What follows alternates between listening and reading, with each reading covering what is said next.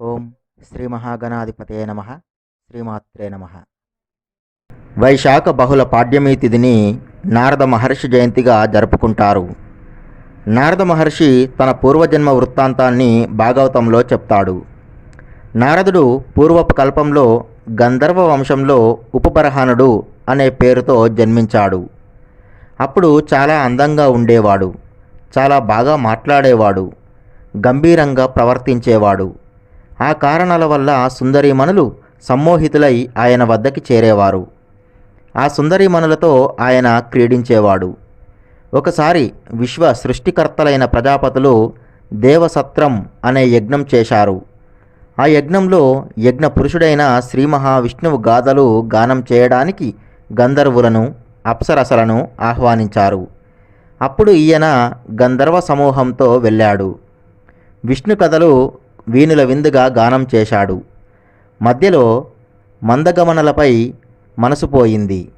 మోహం పెరిగి మైమరచి కర్తవ్యం విస్మరించి హరికీర్తన మాని హరినాక్షుల పొందుకోసమని పరిగెత్తాడు. మోహంలో పడిపోయి సృష్టికర్తల ఆజ్ఞ అనుసరించకపోవడంతో ప్రజాపతులకు కోపం వచ్చి అనివార్య క్రోధంతో ఇలా శపించారు. ఓరి మదాంధుడా, నిన్ను హరికథాగానం చేయమనంటే చేయడం మానేసి మదిరాక్షులతో వెళ్ళిపోయావు. కాబట్టి మా ఆజ్ఞ ధిక్కరించిన ఫలంగా తేజస్సును కోల్పోయి ఎలాంటి దివ్యశక్తులు లేక భూలోకంలో శూద్ర స్త్రీకి పుత్రుడివై జన్మించు అని శపిస్తారు. ఆ కారణంగా ఆయన భూలోకంలో ఒక బ్రాహ్మణ దాసికి పుత్రునిగా పుట్టాడు. ఆ జన్మలో ఆయన తన తల్లి పనిచేసే అటువంటి బ్రహ్మవేత్తల ఇంట్లో వారికి ఒక సందర్భంలో కొంతకాలం సేవలు చేశాడు. అప్పుడు వారు ఆయనకి విష్ణువు అష్టాక్షరి మంత్రం ఉపదేశిస్తారు. అప్పటి నుండి ఆయన ఆ మంత్రాన్ని పలికేవాడు. ఆ మంత్రమహిమ వల్ల ఆయన ఎల్లప్పుడూ కూడా ఈ లోకంలో శ్రీ మహావిష్ణువుని అంతటా చూస్తూ ఉండేవాడు. కానీ కొంతకాలానికి ఒక పొరపాటు వల్ల ఆయన ఆ శక్తిని కోల్పోతాడు. అప్పుడు బాధపడుతూ ఉంటే విష్ణువు ఆకాశవాణి రూపంలో, నాయనా, నీ ఈ జన్మకి ఇంతే, కానీ నువ్వు ఇక్కడితో ఆగిపోక నిరంతరం నా నామస్మరణ చేస్తూ ఉండు. ఈ కల్పం పూర్తయ్యేసరికి బ్రహ్మగారి ఊపిరితో పాటుగా నువ్వు లోనకి వెళ్తావు. మరలా బ్రహ్మ సృష్టి చేసేటప్పుడు ఊపిరి వదిలినప్పుడు ఈ లోకంలోకి వస్తావు. అప్పుడు నీకు ముక్తి కలుగుతుంది అని చెప్తాడు. అప్పుడు ఆయన చాలా సంతోషిస్తాడు. అలా బ్రహ్మకి పుత్రుడిగా అవతరిస్తాడు నారదుడు. ఈయన బ్రహ్మకి మానసపుత్రుడు. నారదుని గురించి తెలియని హిందువులు ఉండరు. నారదుడు దేవముని, బ్రహ్మదేవుని పుత్రుడు, శ్రీమన్నారాయణుడికి అమిత భక్తుడు. నారం దదాతి ఇతి నారదః అని వ్యుత్పత్తి. నార అనగా జ్ఞానం, ద అంటే ఇచ్చువాడు, బ్రహ్మానందాన్ని ఇచ్చే ఆత్మజ్ఞానాన్ని ఇచ్చువాడు గనక నారదుడని పేరు పొందాడు. నారదుడు ఆత్మజ్ఞానం కోరుతూ సనత్కుమార మహర్షిని కలిసినట్లు చాందగ్యోపనిషత్తులో కనిపిస్తుంది. అందులో నాకు బోధ చేయండి అని నారదుడు అడిగితే, మీకేమి తెలుసో చెప్పండి అని సనత్కుమారుడు అడుగుతాడు. అప్పుడు నారదుడు తనకు 4 వేదాలు, పురాణాలు, ఇతిహాసాలు, వేదాంగాలు మొదలైనవన్నీ తెలుసని చెప్తాడు.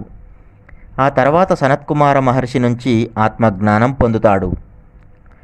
వీరిద్దరి సంవాదంలో మనకు తెలుస్తున్నదేమిటంటే, నారదునికి తెలియని విషయం లేదు. ఆయన అన్ని లోకాల్లోనూ సంచరించగలడు. నారదునికి సర్వం తెలుసు. ఏమి చేస్తే లోక కళ్యాణం జరుగుతుందో తెలుసు. ఆయన చర్యలన్నీ దైవకార్యం నెరవేర్చడానికే. శ్రీరామాయణం వాల్మీకి రాయడానికి ఒక కారణం నారదుడు. ఈ లోకంలో 16 గుణాలతో విరాజిల్లుతున్నటువంటి ధర్మమూర్తి ఈ కాలంలో ఎవరైనా ఉన్నారా అని వాల్మీకి మహర్షి నారదుణ్ణి అడిగితే వచ్చిందే వాల్మీకి రామాయణం. మహాభారతంలో మనం నారదుని రాజనీతి తెలిసినవాడిగా చూస్తాము. నారదుడు ఇంద్రప్రస్థానానికి వచ్చి యుధిష్ఠిరునికి రాజనీతి, ధర్మం మీద ఉపదేశం ఇస్తాడు. నారద భక్తి సూత్రాల పేరుతో నారదుడు చెప్పిన భక్తి సూత్రాలు అద్భుతంగా ఉంటాయి. ధ్రువుడికి నారాయణ మంత్రాన్ని ఉపదేశించి శ్రీ మహావిష్ణువు దర్శనం పొందేలా చేసిన గురుస్వరూపుడు నారదుడు. అలాగే ప్రహ్లాదుడు తన తల్లి కడుపులో ఉండగా ఆమె ద్వారా ప్రహ్లాదునికి భక్తిని, పరమాత్మ తత్వాన్ని బోధించి భక్తులలో అగ్రుడైన ప్రహ్లాదుణ్ణి లోకానికి అందించినవాడు నారదుడు. గురుస్వరూపుడు, త్రిలోక సంచారి, జ్ఞానమూర్తి అయిన నారదమునిని ఈనాడు స్మరించి ధ్యానించాలి. నారదుడు హరిభక్తుడు. ఆ హరినామస్మరణతోనే ముల్లోకాలను సంచరిస్తూ గడుపుతూ ఉంటాడు. ఎక్కడెక్కడి కబుర్లో వార్తాహరుడిలా చేరవేస్తూ ఉంటాడు. నారదుడికి కలహభోజనుడు అనే పేరు ఉంది. అక్కడి మాటలు ఇక్కడ, ఇక్కడి మాటలు అక్కడ చేరవేయడమే కాకుండా ఆ మాటలతోనే మంటలను రాజేయడం తన ప్రవృత్తి. అది దుష్ట శిక్షణకు, శిష్ట రక్షణ కోసం మాత్రమే. లోక కళ్యాణం కోసమే ఆయన అలా చేయడం విశేషం. పురాణాలలో హిరణ్యకశిపుడి లాంటి ఏ రాక్షసుడి వధ చూసినా కూడా వాటి వెనక నారదుని హస్తమే మనకు కనిపిస్తుంది. నారదుడు భక్తుడే కాదు, మహాపండితుడు కూడాను. ఆయన రచించినటువంటి నారద పురాణం ఒక అద్భుతమైన ఆధ్యాత్మిక గ్రంథం. అందులో మంత్రాలు, పుణ్యక్షేత్రాలు, వ్రతాల ప్రస్తావన కనిపిస్తుంది. ఇందులో ఉన్నటువంటి అసంఖ్యాకమైన మంత్రాల వల్ల ఈ పురాణాన్ని మంత్రశాస్త్ర సంగ్రహం అని కూడా పిలుస్తూ ఉంటారు. ఇంతటి విశిష్టమైన నారదముని అవతరించిన తిథి కూడా ముఖ్యమైన తిథియే కదా. వాద్య సంగీతానికి ముఖ్యమైన వీణను ఆవిష్కరించింది నారదుల వారే అని చెబుతారు. అందుకని ఈ రోజున వీణను దానం చేసే సంప్రదాయం కూడా ఉంది. సంగీత రంగంలో ఉన్నవారు ఈ రోజున నారద మహర్షిని తలుచుకుంటే ఆయన అనుగ్రహం తప్పక లభిస్తుంది. ఈ వీడియో మీకు నచ్చినట్లయితే ఈ వీడియోని లైక్ చేయండి, కామెంట్ చేయండి, మీ మిత్రులకి, బంధువులకి షేర్ చేయండి. అలాగే మా ఛానల్ని సబ్స్క్రైబ్ చేసుకుని పక్కనే ఉన్నటువంటి బెల్ సింబల్ని నొక్కి ఆల్ అనే ఆప్షన్ని ఎంచుకోండి. ఈ వీడియోని చూసినందుకు మీకు ధన్యవాదాలు.